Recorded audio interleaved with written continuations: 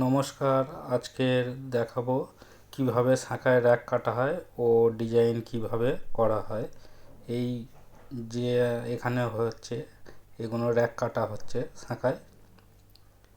এগুলো ফ্যাক্টরিতেই রয়েছে, ফ্যাক্টরি এগুলো র্যাক কাটা এইভাবে হয়।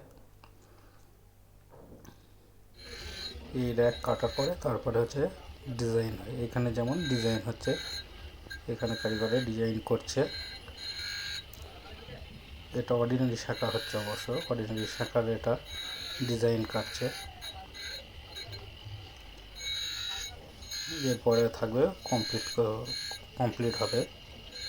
তো এরকম নতুন নতুন কোনো ডিজাইন পেতে আপনারা আমাদের ফোন নম্বরে যোগাযোগ করুন বা হোয়াটসঅ্যাপ করুন। নতুন নতুন শাঁখার ডিজাইন পাবেন বা শাঁখা নিতে আমাদের নম্বরে ফোন করুন বা প্রিয়ম শাঁখালয়ে যোগাযোগ করুন। নমস্কার।